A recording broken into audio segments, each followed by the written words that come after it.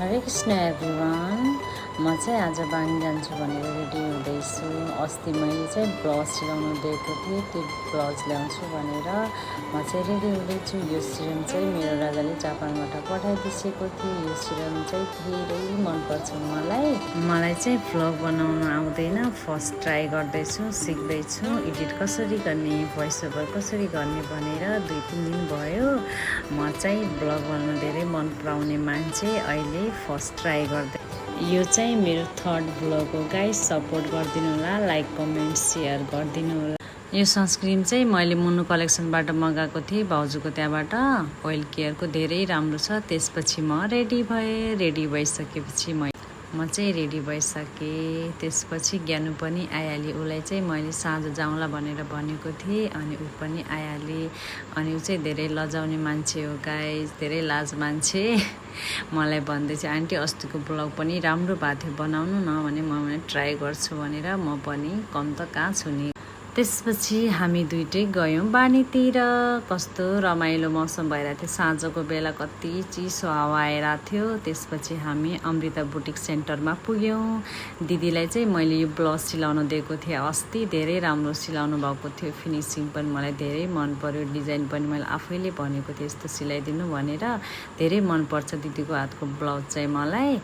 त्यसपछि दिदीले भन्नुभयो यो साडी लगाऊ न, यो साडी कस्तो देखिन्छ भनेर। मैले भने म लगाउँछु, अब हजुरले भनेपछि नलाउने त कुरै भएन भनेर मैले साडी चाहिँ लगाइहालेँ। त्यसपछि दिदीले भन्नुभयो यो साडीको ब्लाउज पनि लगाऊ न, कस्तो देखिन्छ तिमीलाई, खै तिमीलाई त राम्रो देखिने हो, तिम्रो शरीर राम्रो छ भनेर कुरा लगाइहालेँ। म चाहिँ मक्ख भएर लगाइहालेँ ब्लाउज पनि। साथीहरू कस्तो राम्रो फिनिसिङ छ ब्लाउजमा पनि। मलाई चाहिँ गलाको डिजाइन धेरै मन पर्यो। अनि दिदी भन्दै थियो कि तेरो बुढालाई भन् न, तँलाई धेरै सुहाएको छ, किन्दे भनेर। अनि मैले भने म घर गएर मेसेज गर्छु, सोध्छु, अनि तँलाई मेसेज गर्छु नि, यो तिजमा मलाई यो साडी बनाइदिने नि त भने।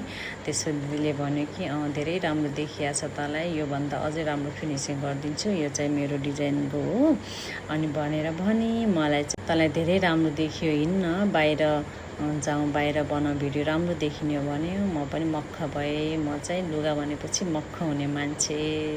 त्यसपछि म बाहिरतिर गएँ। बाहिर गएपछि दिदीले फोटो भिडियोहरू बनाउनु भयो। अनि धेरै राम्रो देखिया छ, त्यहाँको मान्छेहरू, काम गर्ने मान्छेहरू पनि भन्दै थिए धेरै राम्रो देखिया छ, किन्नु भनेर। मैले भने अब तिज आउन बाँकी छ, अनि त्यसपछि म अर्डर दिन्छु नि दिदीलाई भनेर भन्दै थिएँ तिनीहरूलाई।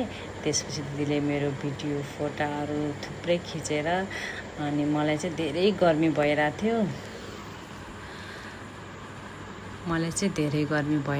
अनि मैले चाहिँ अब लुगा गर्छु भनेर भित्र गएँ। त्यसपछि अस्ति थोरै सामान किन्नु थियो पूजाको, अनि त्यहाँ सामान किन्न भनेर हामी त्यहाँ तल गयौँ। तल गइसकेपछि हामीले थोरै पूजाको सामान पनि किनिसकेपछि अलिक भोक पनि लागिरहेको थियो, गर्मी पनि धेरै भइरहेको थियो। त्यही भएर चाउमिन नखाने, आज चाहिँ समोसा खाने भनेर हामी समोसा खायौँ।